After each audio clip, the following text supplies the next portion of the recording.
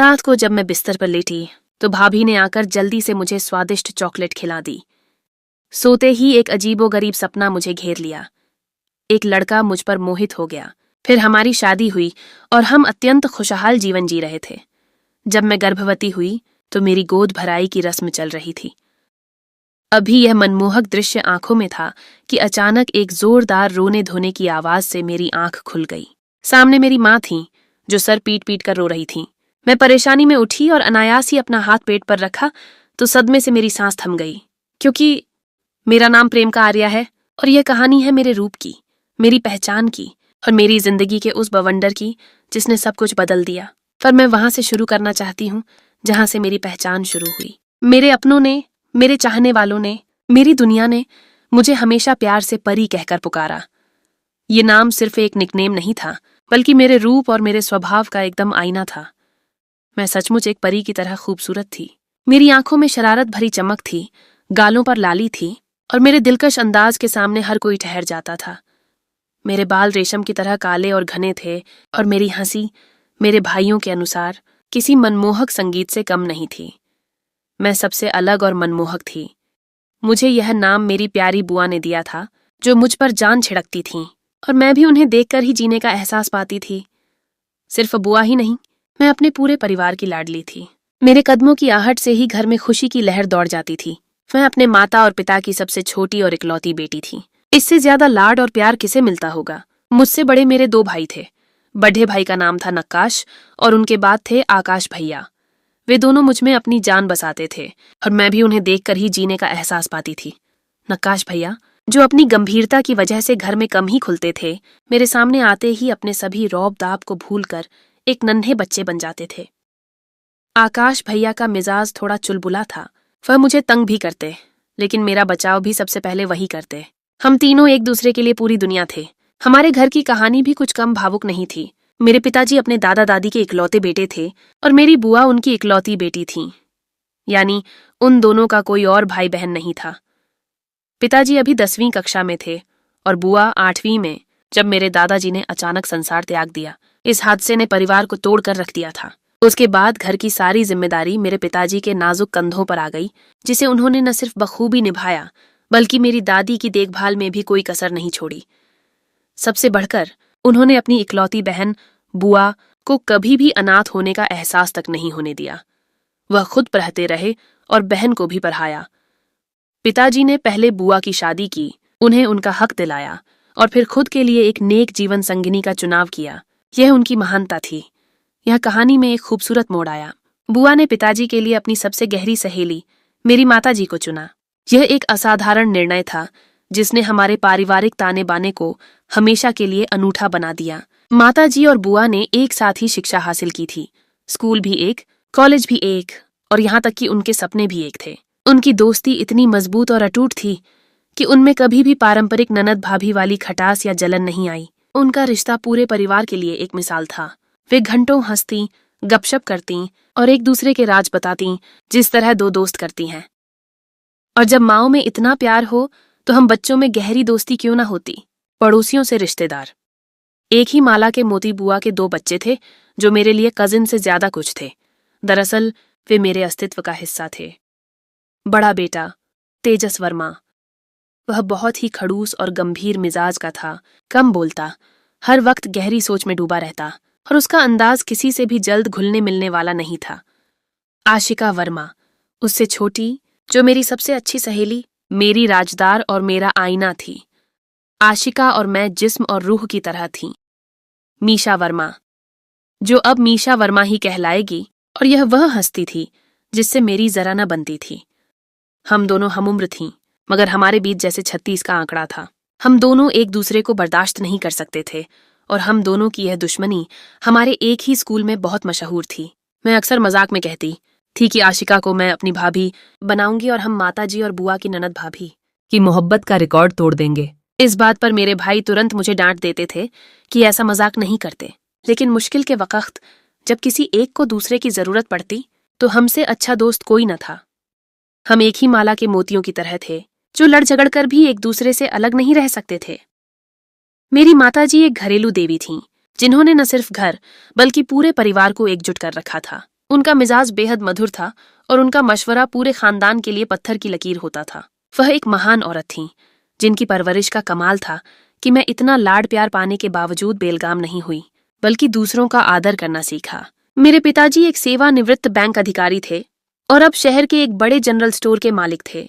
उनकी मेहनत और ईमानदारी ने हमें एक खुशहाल और सभ्य जिंदगी दी थी। जैसे बुआ ने मेरे पिताजी की शादी अपनी सहेली से करवाई थी, वैसे ही पिताजी ने भी बुआ की शादी अपने दोस्त से करवाई थी। मेरे फूफा जी भी बहुत प्यार करने वाले इंसान थे, जो एक व्यवसायी होने के बावजूद परिवार को वक्त देते थे। और बुआ तो मुझ पर जान छिड़कती थी। उनका घर हमारे पड़ोस में ही था। मैं अक्सर उनके घर होती थी या आशिका मेरे घर। आकाश भैया और मीशा वर्मा ज्यादातर छत पर कबूतरों को दाना डालते या उड़ाते नजर आते थे और उनके बीच की शरारत भरी जंग और खींचतान भी बहुत मजेदार होती थी। मेरे बड़े भाई नक्काश, वह बहुत ही गंभीर और कम बोलने वाले इंसान थे। उनकी शख्सियत में एक ऐसी स्थिरता थी कि वह जहां बैठते खामोशी छा जाती। वह किसी से भी 2-3 बातों से ज्यादा बात नहीं करते, मगर जब मुझसे बात करते तो जैसे नन्हे बच्चे बन जाते थे। उनकी आंखों में मेरे लिए जो प्यार था, वह दुनिया में सबसे कीमती था। मैं घर में सबसे प्यार करती थी, मगर नक्काश भैया मेरे लिए सबसे ज्यादा खास थे। दूसरी तरफ तेजस भैया, आशिका के बड़े भाई, मेरी नजर में किसी गिनती में नहीं थे। वह मुझे बिल्कुल अच्छे नहीं लगते थे। चूंकि मैं इकलौती थी, सब मेरे लाड नखरे उठाते थे, मगर तेजस भैया तुरंत मुझे मेरी औकात याद दिलाने लगते। अगर मैं जरा सी भी शरारत करती तो उनकी गहरी नजर मुझ पर होती और उनकी आवाज में सर्द मेहरी आ जाती। मैं सोचती थी कि ऐसे खड़ूस और हर वक्त माथे पर शिकन डाले रहने वाले लोगों को भगवान बनाते ही क्यों हैं। मैं उन्हें हमेशा टेढ़ा दिमाग कहती थी। यूं ही सबकी मोहब्बतें समेटते मैं कब बड़ी हो गई, मुझे पता ही नहीं चला। मेरे दिल में भी हलचल थी, मगर मुझे यह देखकर हैरानी हुई कि आशिका के दिल में एक नर्म कोना पनप रहा था। वह बात जो मैं यूं ही मजाक में कह दिया करती थी कि आशिका को अपनी भाभी बनाऊंगी, वह बात आशिका के दिल में घर कर गई थी और उसे नक्काश भैया से गहरा प्रेम हो गया था।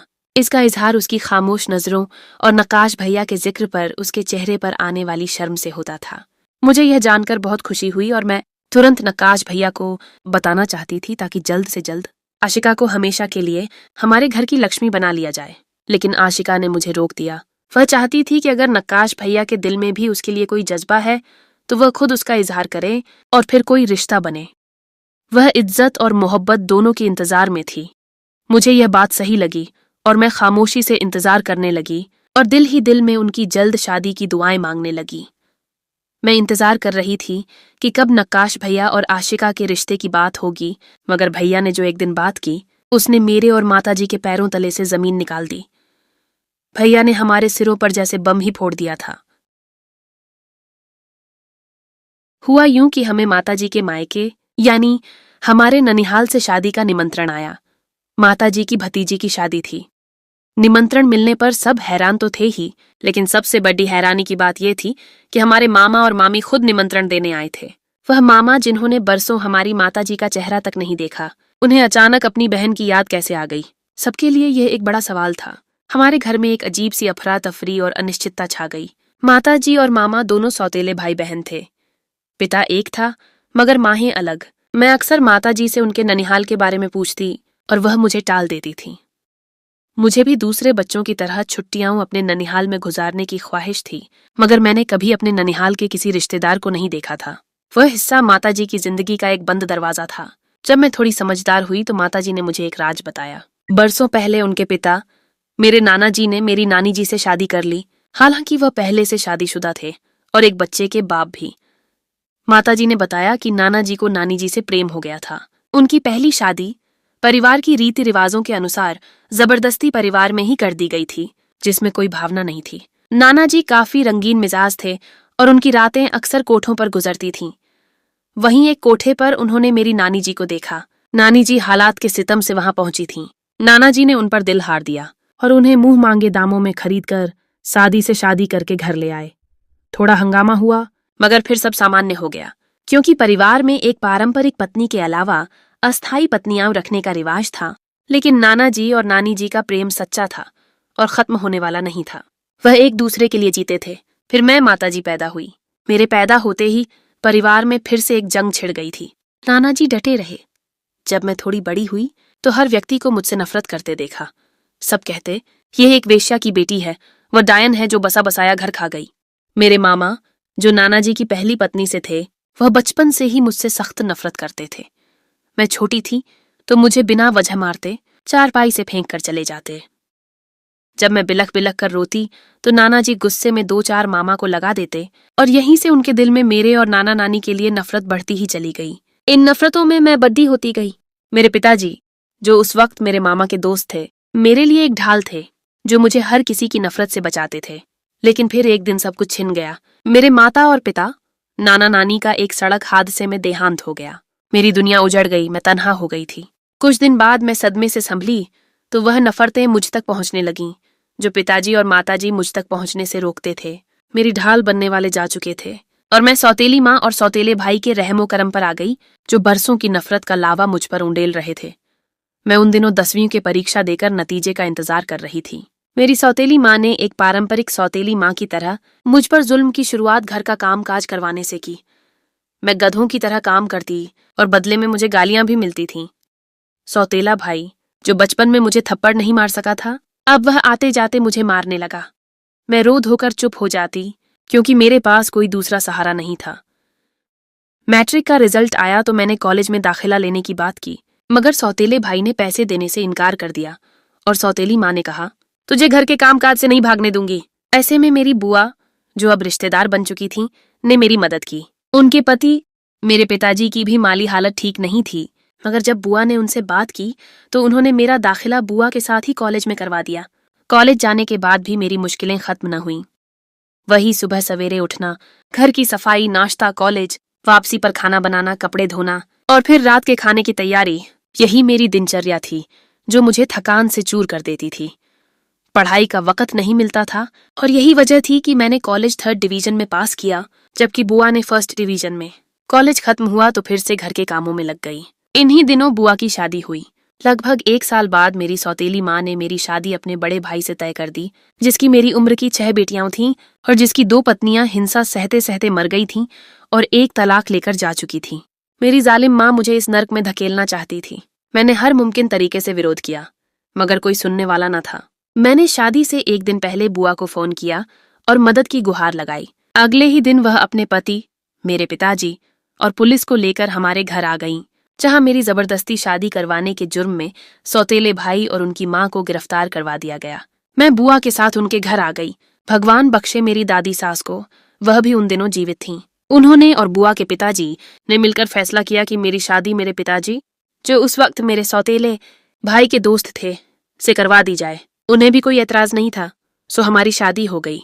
सौतेले भाई और उनकी माँ जेल से छूटे तो उन्होंने हमारे घर आकर खूब हंगामा किया और मुझसे हर रिश्ता खत्म कर दिया। मैंने भी उनसे कोई रिश्ता न रखा। मैं जानती थी कि यह रिश्ता जहर भरा है। माताजी का अतीत जानकर मुझे फिर कभी अपने ननिहाल से मिलने की ख्वाहिश नहीं हुई थी, मगर अचानक मामा मामी का आना और निमंत्रण देकर जाना अजीब था। माताजी को लगा कि उनके भाई को अकला गई है और उनका मायका बसने वाला है, इसलिए उन्होंने तमाम परिवार के साथ शादी पर जाने की सहमति दे दी। जब हम शादी में गए तो पता चला कि मामा के हालात पहले जैसे नहीं रहे। जमीन जायदाद और नाना जी का घर भी बिक चुका था और अब वह एक किराए के मकान में रहते थे। मामा की 3 बेटियां थीं, जिनमें से एक की शादी हो चुकी थी, बाकी 2 कुंवारी थीं। मामा की बेटियां गजब की खूबसूरत थीं, खास तौर पर मंझली बेटी सोहनी कपिल। वह तो आफत थी। उसके नक्श और निगार ऐसे थे कि वह किसी को भी घायल कर सकती थी। उसे देखकर तो मैं भी ठहर गई, तो नौजवानों का क्या हाल होता होगा। शादी में हमें काफी प्रोटोकॉल दिया गया और शादी के बाद भी मामी बड़ी खुशअखलाकी का प्रदर्शन करती रहीं। मुझे वह इतने बुरे नहीं लगे जितना माताजी ने बताया था। सोहनी भी काफी मिलनसार, खुशगुफ्तार और चुलबुली लगी। नकाश का फैसला और आशिका का दुख, प्रेम का नया पड़ाव, लेकिन झटका तब लगा जब नकाश भैया ने सोहनी से शादी की ख्वाहिश का इजहार किया। वह उसे देखते ही दिल हार बैठे थे और अब उससे विवाह करना चाहते थे। उनकी आंखों में पहली बार एक ऐसी चमक थी जो सिर्फ सोहनी के लिए थी। मैं परेशान थी कि एक आशिका भी तो थी जो कब से आस लगाए बैठी थी। माताजी की भी ख्वाहिश थी कि वह आशिका को ही बहू बनाए। वह सोहनी के खानदान के साथ इतना बड़ा रिश्ता जोड़ना नहीं चाहती थीं। पिताजी ने सारा फैसला माताजी पर छोड़ दिया। माताजी ने नकाश भैया को इनकार कर दिया कि वह सोहनी को बहू नहीं बनाएंगी। भैया ने माताजी की बात मान ली क्योंकि वह बहुत आज्ञाकारी थे, मगर फिर वह चुपचाप हो गए और खाना पीना भी छोड़ दिया। वह दिन रात कमरे में बंद रहने लगे और एक दिन तो बेख्याली में गाड़ी भी ठोक दी। माताजी का दिल डूब गया। भैया ठीक होकर घर आए तो माताजी ने बुआ को बुला लिया और सब बात बताई। बुआ को भी आशिका और नक्काश भैया का जोड़ा बेहतर लगता था, मगर जब नक्काश भैया ही राजी नहीं तो बुआ ने कोई जबरदस्ती नहीं चाही, इसलिए वह खुशी खुशी मान गई और माता पिता के साथ जाकर सोहनी का हाथ मांगा। मामा लोग तो जैसे इसी इंतजार में बैठे थे, उन्होंने तुरंत हाँ कर दी। भैया ने सुना तो उनके चेहरे की रौनक लौट आई, वह फिर से जिंदा हो गए थे। दूसरी तरफ रोती बिलखती आशिका को मैंने बड़ी मुश्किल से संभाला। उसका दिल टूट चुका था और मैं उसका दर्द देखकर बेबस थी। 2 नए रिश्ते, एक का चुनाव, दूसरे का इशारा।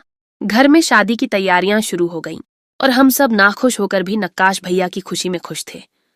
मेहंदी की रस्म पर मैंने नोट किया कि मामा की छोटी बेटी आलिया कपिल आकाश भैया के आगे पीछे मंडरा रही थी। शायद वह भी अपनी बहन के साथ हमारे घर आना चाहती थी, मगर मीशा वर्मा इतनी आसानी से किसी को अपना हक मारने देने वाली नहीं थी और आकाश भैया भी उसके खतरनाक इशारों से खौफजदा होकर आलिया से भाग रहे थे। तभी मुझे पता चला कि आकाश भैया और मीशा के बीच कुछ चल रहा है। ये सब देखकर मुझे हंसी आ रही थी। इन दोनों का लड़ाकू रिश्ता दरअसल प्यार की निशानी था। आशिका ने नक्काश भैया की शादी का कोई भी कार्यक्रम अटेंड नहीं किया। उसकी तबीयत ठीक नहीं थी और किसी ने उसे मजबूर भी नहीं किया। खैर से शादी के कार्यक्रम खत्म हो गए। कार्यक्रम में ही हालात को देखते हुए माता और पिताजी ने बुआ और फूफा जी से सलाह मशवरा करके नक्काश भैया के रिसेप्शन पर ही मीशा और आकाश भैया का शादी से शादी सगाई करवा दिया और विदाई मीशा की शिक्षा पूरी होने के बाद करने का फैसला हुआ। सोहनी को इस घर में भैया की वजह से ले तो आए थे, लेकिन खतरा सबको महसूस हो रहा था। लेकिन थोड़े ही अरसे में सोहनी के आदत और व्यवहार ने सबको गलत साबित कर दिया। वह भले ही मामा की बेटी थी, मगर बहुत नेक सीरत थी। मेरे साथ तो उसकी गहरी दोस्ती हो गई थी। माता पिता भी अब उससे संतुष्ट नजर आते थे और नक्काश भैया की तो वह जान बन गई थी। वह थी भी इतनी अच्छी। उसके आने के बाद मेरे लाड उठाने वालों में एक और व्यक्ति का इजाफा हो गया था। उसका रवैया सबका दिल जीतने वाला था, लेकिन फिर अचानक सब कुछ बदल गया। मेरी खुशियों भरी जिंदगी में एक ऐसा बवंडर आया जिसने सब कुछ तबाह कर दिया और मुझे खुले आसमान तले अकेला छोड़ दिया। मेरे पांवों तले से जैसे जमीन छीन ली गई हो।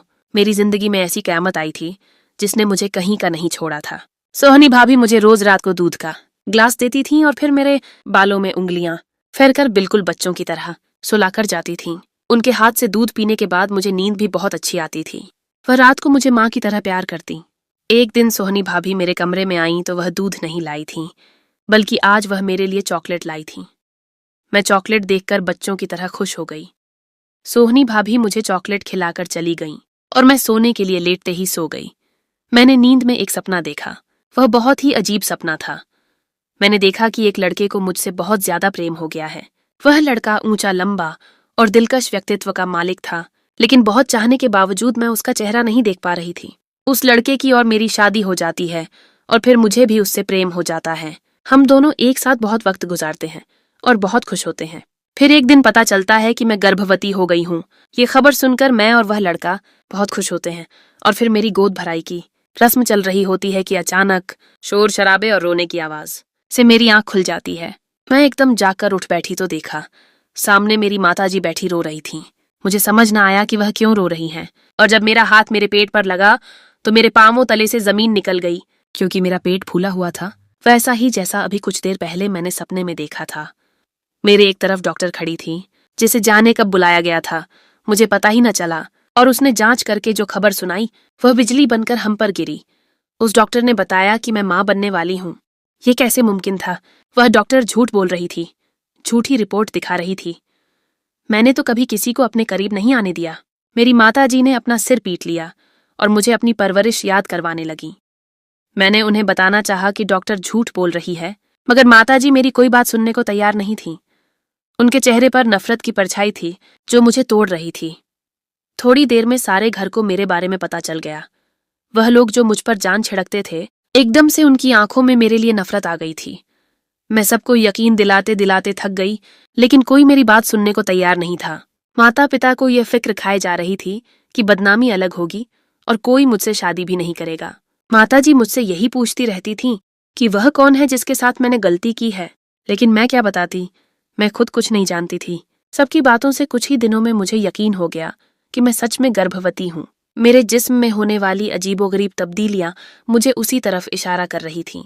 माता पिता अब कोई भी लूला लंगड़ा ढूंढकर मेरी शादी करवाना चाहते थे, जब अचानक कुछ बहुत ही अजीब हुआ, कुछ ऐसा जिस पर यकीन नहीं किया जा सकता था। जब मेरी माताजी मेरे लिए रिश्ते ढूंढ रही थीं, तो तब तेजस भैया तैमूर ने मुझसे शादी करने की ख्वाहिश जाहिर कर दी। वह सब कुछ जानते हुए भी यह कर रहा था, तो सब हैरान थे। वह खड़ूस और गंभीर मिजाज व्यक्ति अचानक मेरा सहारा बन रहा था। लेकिन फिर उसके बार बार आग्रह पर एक शाम शादी से मेरा विवाह तेजस के साथ करके मुझे विदा कर दिया गया। बुआ के घर में सबका रवैया मेरे साथ अच्छा था। मैंने तेजस को बिल्कुल एक बदला हुआ तेजस पाया। वह मेरा बहुत ख्याल रखता था। उसने मुझे एक बार भी तान्हा नहीं मारा था। उसका रवैया हैरत अंगेज था और मैं उसके इस रवैये के पीछे छिपी वजह को समझ नहीं पा रही थी। मैं हर वक्त यही सोच सोच कर पागल हुई जा रही थी कि कब और कैसे हुआ यह सब कुछ। मैं गर्भवती हुई कैसे? लेकिन कोई भी सुराग हाथ नहीं आ रहा था। लेकिन फिर एक दिन एक बड़ा धमाका हुआ और उसके साथ एक बहुत बड़े राज का खुलासा भी। मैं अपने कमरे में थी जब मेरी भाभी मीशा ने आकर बताया कि नक्काश भैया ने सोहनी भाभी को तलाक दे दी है। सुनकर मेरे पांवों तले से जमीन निकल गई। ऐसा क्या हो गया था? वह व्यक्ति जिसकी सोहनी में जान बसती थी, उसने सोहनी को छोड़ दिया था। ये बात अविश्वसनीय थी। मैं उठकर अपने माता पिता के घर की तरफ भागी, जहां भैया ने सोहनी को उसके सामान समेत निकाल बाहर किया था। सोहनी भैया के पांव पकड़े माफी मांग रही थीं, लेकिन भैया कोई रियायत देने के मूड में नहीं थे। मेरे माता पिता अपना सिर पकड़े बैठे थे और एक कोने में आकाश भैया शर्मिंदा से खड़े थे। मुझे समझ नहीं आ रही थी कि यह क्या हो रहा है, और तभी एक बड़ा खुलासा हुआ। एक बड़े राज्य से पर्दा उठा, जिसे सुनकर मेरी आंखें फटी की फटी रह गईं। सोहनी की साजिश का पर्दाफाश, बदला और फरेब। मेरे साथ जो कुछ भी हुआ था, वह सब करने के पीछे सोहनी भाभी का हाथ था। वह इसीलिए तो हमारे घर आई थी ताकि सबको तोड़ सके, और नक्काश भैया की मुझसे इतनी ज्यादा मोहब्बत उसे हजम नहीं हुई थी। इसीलिए उसने सबकी आंखों में मेरे लिए नफरत भर दी, और यह काम उसने निहायत ही चालाकी से किया था। वह अपने बाप के कहने पर बदला लेने हमारी जिंदगियों में आई थी, और उसका मकसद हमारी सारी दौलत समेटकर फरार हो जाना था। और इसके लिए सबसे पहले सबको एक दूसरे से अलग करना था, जो वह बहुत आसानी से कर रही थी। वह इंतकाम की आग में जल रही थी। उसने एक लंबी योजना के तहत मेरे लिए जाल बिछाया और मुझे तबाह करने के लिए बहुत मेहनत की थी। पहले मेरी दोस्त बनी, इतनी अच्छी दोस्त कि मैं आंखें बंद करके उस पर भरोसा कर सकूं। और वह दूध जो वह मुझे हर रात मोहब्बत से पिलाती थी, उसमें कुछ ऐसी दवाइयां होती थीं जिससे मैं तुरंत गहरी नींद में चली जाती थी। और उसके बाद वह हर रात मेरे कान में वह घटनाएं दोहराती जो मैंने आखिरी बार सपने में देखे थे। वह घटनाएं सपने की सूरत मेरे दिमाग में उसी ने डाले थे। और फिर चॉकलेट में एक ऐसा केमिकल मिलाकर दिया जिससे मेरा पेट एक ही रात में गर्भवती औरतों की तरह सूज गया था। और वह जो डॉक्टर मेरा चेकअप करने आई थी, और सोहनी के साथ माताजी मुझे जिस डॉक्टर के पास लाई थी, वह भी वही डॉक्टर थी और सोहनी की दोस्त थी, जिसने गलत रिपोर्ट बनाकर दी थी। और सबने यकीन कर लिया था, और सबके साथ साथ मुझे भी ऐसा मैनिपुलेट कर दिया था कि मुझे खुद भी यकीन होने लगा, क्योंकि उसने मुझे दवाइयां ही ऐसी खिलाई थीं जिससे गर्भवती होने के सभी निशान मुझे खुद में नजर आ रहे थे। लेकिन दरहकीकत मैं गर्भवती नहीं थी। यह सब उस सोहनी कपिल की चाल थी, मुझे इस घर और इस घर के लोगों की जिंदगियों से हमेशा के लिए दफा करने का। मेरे हीरो की वापसी, तेजस मेरा रक्षक। लेकिन फिर तेजस ने मुझसे शादी कर ली। तेजस पहले से सोहनी का प्लान जान चुका था, लेकिन मेरी तरह कोई उसकी बात पर यकीन न करता, इसीलिए वह चुप हो गया था। लेकिन जब उसने देखा कि मेरी जिंदगी बर्बाद हो रही है, तो उसने मुझसे शादी कर ली। और फिर अपनी तेज तर्रारी से उसने सोहनी और उसकी डॉक्टर दोस्त की वीडियो रिकॉर्ड करके भाई को भेज दी, जिसके बाद भाई ने सोहनी को तलाक देने में 1 मिनट नहीं लगाया था। सोहनी रो और गिड़गिड़ा रही थी, लेकिन कोई फायदा न था। भाई ने धक्के मारकर सोहनी को घर से बाहर निकाल दिया था। मेरे माता पिता और मेरे भाई मुझसे शर्मिंदा थे, और जब उन्होंने मुझसे माफी मांगी तो मैं रोकर उनके गले लग गई थी। बुआ के घर तक बात पहुंची तो वह भी दौड़ी चली आई, और एक बार फिर से हमारे घर में सबके चेहरों पर रौनक लौट आई थी। और सबसे ज्यादा आभारी मैं तेजस की थी, जिसकी वजह से मैं बेगुनाह साबित हुई और मेरी जिंदगी तबाह होने से बच गई थी। मैं वापस घर आई तो तेजस ने फैसला मुझ पर छोड़ दिया कि मैं उसके साथ रहना चाहती हूँ या नहीं, और मैं दौड़कर उसके सीने से लग गई। मैं उसके साथ रहना चाहती थी। भले थोड़ा मेरा खड़ूस था, लेकिन मेरी लाइफ का हीरो था और सिर्फ मेरा था। अंजाम। गम का मौसम जो ठहर न सका। जिंदगी फिर से खुशियों से भर गई थी। शादी को 2 साल गुजर चुके थे और अब मेरा और तेजस का एक नन्हा सा बेटा भी था जो बिल्कुल मेरे हीरो की तरह गंभीर और प्यारा था। वह मेरे खड़ूस तेजस की सारी सख्ती को पिघलाकर रख देता था। और 2 माह पहले आकाश भैया और मीशा की शादी के साथ ही आशिका की शादी भी नक्काश भैया से कर दी गई थी। वह खामोश मोहब्बत जो बरसों से पनप रही थी आखिरकार जीत गई। आशिका की खुशी देखने लायक थी और नक्काश भैया भी अब जिंदगी में पहली बार खुलकर हंस रहे थे। उनका घर अब एक संपूर्ण परिवार बन चुका था। गम का मौसम आया लेकिन ठहर नहीं सका और खुशियां लौट आईं। हमारे रिश्ते जो एक साजिश की वजह से टूटने के करीब थे वह और मजबूत हो गए और हमने मिलकर एक बेहतर जिंदगी की नींव डाली। शादी को 2 साल से ज्यादा का अरसा गुजर चुका था और अब मैं, परी, एक नई जिम्मेदारी में ढल चुकी थी। मैं अब सिर्फ प्रेमका या तेजस की पत्नी नहीं बल्कि एक बेटे की माँ थी। हमारा बेटा शायन वर्मा बिल्कुल अपने बाप का अक्स था। छोटी सी उम्र में ही उसकी आंखों में गहरी सोच और गंभीरता झलकती थी। वह तेजस की दुनिया था और तेजस के चेहरे पर पहली बार वह खिलखिलाहट लाया था जो मैंने उससे पहले कभी नहीं देखी थी। मैंने अपनी जिंदगी के इस बवंडर के बाद तय किया था कि अब मैं सिर्फ एक घरेलू पत्नी नहीं रहूंगी। मैंने प्राइवेट तौर पर अपनी शिक्षा पूरी की और अब घर से ही एक ऑनलाइन ज्वेलरी डिजाइनिंग का छोटा कारोबार शुरू किया था। यह फैसला तेजस का था, जिसने कहा था कि एक पढ़ी लिखी औरत को घर की 4 दीवारी में कैद नहीं होना चाहिए। मेरा ये छोटा सा काम मुझे एक नई पहचान दे रहा था। दूसरी तरफ नक्काश भैया और आशिका भाभी की शादी ने सबके दिलों को सुकून बख्शा था। आशिका, जो अब पूरी तरह से हमारे घर की बहू बन चुकी थी, नक्काश भैया की जिंदगी में एक रोशन सितारा थी। उनके घर में एक छोटी सी परी आने वाली थी और उसका जिक्र करते हुए नक्काश भैया की आवाज में पहली बार ऐसी नरमी सुनाई देती थी जो पहले सिर्फ मेरे लिए खास थी। तेजस की मोहब्बत, देखभाल और कुर्बानी ने मुझे इस बात पर यकीन दिला दिया था कि मेरा खड़ूस तेजस अब सिर्फ मेरा रक्षक नहीं बल्कि मेरा सच्चा प्रेम भी है। लेकिन एक चीज थी जो अब भी मेरे और उसके दरमियान एक अनदेखी दीवार खड़ी किए हुए थी, उसका अतीत। वह कभी भी अपने पुराने नाम, तैमूर या अपनी शुरुआती जिंदगी के बारे में बात नहीं करता था। मैंने कभी ज्यादा कुरेदा भी नहीं क्योंकि मुझे लगता था कि यह उसकी निजता, प्राइवेसी है। लेकिन मुझे महसूस होता था कि वह अंदर से कहीं न कहीं अभी भी उसी तैमूर को छुपाकर रखे हुए है। वह कभी कभी रातों को जाग जाता और मुझे देखकर एक गहरी सांस लेता, जैसे कोई लंबा खौफनाक सपना देख रहा हो। एक रात जब मैं और तेजस आराम कर रहे थे, मुझे वही सपना दोबारा आया जो मुझे उस कयामत खेज रात को आया था। फर्क सिर्फ यह था कि इस बार लड़के का चेहरा बिल्कुल साफ था और वह लड़का तेजस था। मैं डरकर उठ गई और तेजस को जगाया। तेजस! तेजस, मुझे वही सपना आया है, मैंने हाँफते हुए कहा। तेजस ने मुझे अपने बाजुओं में लिया और मेरे माथे पर चुंबन दिया। कोई बात नहीं परी, वह सब एक बुरा सपना था जो अब खत्म हो चुका है। नहीं तेजस, इस बार मैंने चेहरा देखा, वह तुम थे।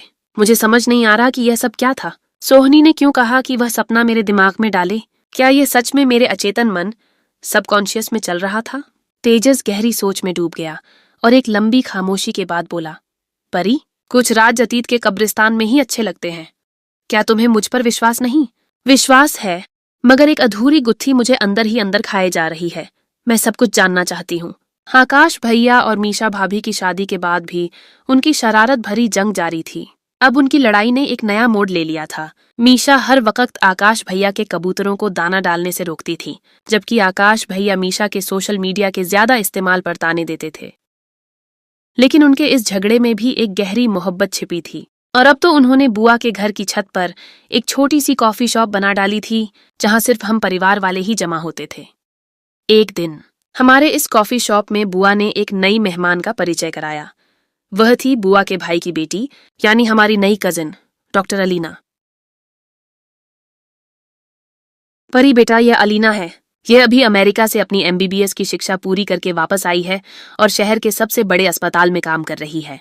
अलीना बहुत ही मिलनसार, तेज तर्रार और आत्मविश्वासी लड़की थी। वह तुरंत ही हम सबके साथ घुल मिल गई। उसका पेशेवर लेकिन मनमोहक अंदाज सबको बहुत पसंद आया। लेकिन जो चीज सबसे ज्यादा साफ थी वह यह थी कि वह तेजस से बात करते हुए हमेशा थोड़ा झिझकती थी और तेजस भी उसकी मौजूदगी में असामान्य तौर पर ज्यादा गंभीर और खड़ूस हो जाता था। कुछ ही दिनों में आशिका भाभी की तबीयत बिगड़ गई। चूंकि वह गर्भवती थीं, सब परेशान हो गए। डॉक्टर अलीना ने तुरंत ही उसकी जांच की और कहा कि आशिका को मानसिक तनाव, मेंटल स्ट्रेस है, जिसकी वजह से उसकी सेहत पर बुरा असर पड़ रहा है। भाभी, आपको किसी बात की चिंता है? अलीना ने नरमी से पूछा। आशिका ने मेरे कान में फुसफुसाहट की। परी, मुझे नक्काश पर शक होने लगा है। जब से हमारी शादी हुई है, वह रात को देर से घर आते हैं और अपने कमरे में भी मुझसे कम बात करते हैं। मैंने आशिका को ढांढस दिया, लेकिन अलीना की गहरी नजरें हमारे चेहरों को पढ़ रही थीं। अलीना ने उस रात आशिका को कुछ दवाइयां सुझाईं और कहा कि मैं और तेजस भाभी का खास ख्याल रखें। मैंने अलीना के मशवरे पर अमल किया और आशिका का ज्यादा ख्याल रखने लगी, लेकिन इसी दौरान मेरे दिल में एक अजीब सा शक पैदा हुआ। मुझे याद आया कि अलीना को देखकर तेजस क्यों घबरा रहा था, और तेजस का वह सपने में नजर आना। क्या तेजस का भी सोहनी की साजिश में कोई हाथ था, जिससे उसने मुझे बचाकर खुद हीरो बनने की कोशिश की? एक दिन मैंने तेजस की पर्सनल डायरी देखी, जो उसने हमेशा मुझसे छुपाकर रखी थी। उस डायरी में एक पन्ने पर लिखा था, मैंने अपने आप को तबाह होने से बचा लिया। मैंने परी को वेश्या की बेटी के जख्म से बचा लिया। अगले ही लम्हे डायरी के अगले पन्ने पर एक तस्वीर थी, अलीना और तेजस की शादी की तस्वीर। मेरे सिर पर गौया पहाड़ टूट पड़ा। अलीना बुआ के घर में एक नए रिश्तेदार के तौर पर नहीं, बल्कि तेजस की पूर्व पत्नी की हैसियत से थी। मैंने उसी वक्त तेजस को डायरी दिखाई। ये क्या है तेजस? क्या अलीना तुम्हारी पूर्व पत्नी है? और यह तुमने डायरी में क्या लिखा है? वेश्या की बेटी। मेरी आवाज गुस्से और टूटे हुए विश्वास से कांप रही थी। तेजस के चेहरे पर खौफ के गहरे साए थे। परी, यह एक पुराना राज है। मैं तुम्हें सब बताता हूँ, प्लीज, पर मेरी बात सुनो। इसी लम्हे बाहर से दरवाजा खुला और डॉक्टर अलीना अंदर दाखिल हो गई। तेजस भैया, मैं... अरे, यह क्या हो रहा है? मैंने गुस्से से अलीना को घूरा। तुम्हारा यहाँ क्या काम डॉक्टर अलीना? क्या मैं तुम्हें मिसेस तेजस वर्मा बुलाऊं? पहले तो अलीना घबरा गई, लेकिन फिर गंभीरता से बोली, परी, मेरी और तेजस भैया की शादी उस वक्त हुई थी जब मैं और तेजस दोनों बच्चे थे, जब तेजस का नाम तैमूर था। हमने कभी इस रिश्ते को न तो स्वीकार किया और न ही इसे नाम दिया। यह एक गैर जरूरी रिश्ता था जो परिवार के दबाव में हुआ था। मैंने उसे तुरंत तलाक दे दी थी और अमेरिका चली गई थी ताकि अपनी नई जिंदगी शुरू कर सकूं। मैं अब तेजस भैया से कोई रिश्ता नहीं रखती। और तुम इतने खामोशी से क्यों आई हो? मैंने पूछा। मैं दरअसल आपकी मदद के लिए आई हूं। मुझे पता चल गया है कि सोहनी भाभी आपके भाई नक्काश के खिलाफ एक नया प्लान बना रही हैं, और नक्काश भैया का रात को देर से आना उसी प्लान का हिस्सा है। अलीना ने विवरण बताए। अब तेजस की बारी थी। उसने गहरी सांस ली और अपनी डायरी की तरफ इशारा करते हुए बोला, परी, तुम्हारी माताजी का भाई यानी तुम्हारा मामा मुझसे और अलीना से नफरत करता था क्योंकि हमारी माँ ने तुम्हारी नानी से शादी कर ली थी। मामा हमारी माँ को भी वेश्या कहते थे। सोहनी का बाप इस नफरत को मेरे साथ बांटता था, और जब तुम्हारी माताजी की शादी मेरे पिताजी से हुई तो मामा की नफरत 2 गुना हो गई और उसने हमारी फैमिली की तबाही की साजिश शुरू की। उसने सोहनी को भेजा ताकि हमारे घर में आकर सबको तबाह करे। जब सोहनी का प्लान कामयाब हो गया और तुम सबकी नफरत का शिकार हो गईं, तो मैंने सोचा कि मैं उससे ज्यादा खड़ूस बन जाऊं और सोहनी के इंतकाम का चेहरा तोड़ दूं। मैं तुम्हें बचाकर अपने घर ले आया क्योंकि तुम्हारी सहेली आशिका का भाई होने के नाते मैं तुम्हें तन्हाई में नहीं देख सकता था, और सपने में मैंने खुद को तुम्हारा पति देखा था, और उसी लम्हे मुझे लगा कि मैं तुम्हारे लिए एक बेहतर भविष्य दे सकता हूं। मैंने अपनी पुरानी कड़वाहट को भुलाकर तुम्हारी खुशी में अपनी खुशी देखी। आखिरी माफी इस खुलासे के बाद मैं रो पड़ी। तेजस और अलीना दोनों ने मिलकर मुझे तसल्ली दी। अलीना का ईमानदारी और तेजस का प्रेम इस बात का सबूत था कि वह आज भी मेरे लिए उतना ही ख्याल रखता था। मैंने अलीना को दिल से स्वीकार किया और हम तीनों ने मिलकर सोहनी के बाप और सोहनी के खिलाफ लड़ने का प्रण लिया। अलीना की मदद से हमने सोहनी के बाप का असली चेहरा बेनकाब कर दिया। वह दरअसल हमारे पिताजी की जमीनें और जायदाद हड़पना चाहता था, और इसके लिए उसने सोहनी का इस्तेमाल किया था। नक्काश भैया को बचाने के लिए अलीना ने सही वक्त पर दखल दिया और सोहनी के बाप का हर मंसूबा नाकाम बना दिया। आशिका भाभी भी इस सब के बाद शांत हो गईं और जल्द ही उन्होंने एक प्यारी सी बेटी को जन्म दिया। नक्काश भैया अब पूरी तरह से बदल चुके थे और अपनी पत्नी और बेटी पर जान छिड़कते थे। अलीना ने हमारे परिवार में एक नए सदस्य की हैसियत से जगह बना ली और मेरा और उसका रिश्ता बहुत अच्छा हो गया। मेरे ऑनलाइन ज्वेलरी डिजाइनिंग के कारोबार को आगे बढ़ाने में उसने भी बहुत मदद की, और अब मैं एक गर्वित माँ और पत्नी थी। मेरी कहानी में कई मोड़ आए, कुछ बहुत कड़वे और कुछ बहुत मीठे, लेकिन आज जब मैं अपने बेटे शायन को देखती हूँ तो मुझे एहसास होता है कि गम का मौसम सच में ठहर न सका। तेजस, जो मेरे लिए खड़ूस तेजस था, वह मेरे लिए मेरा सबसे बड़ा रक्षक और मेरी जिंदगी का पूर्ण प्रेम बनकर सामने आया।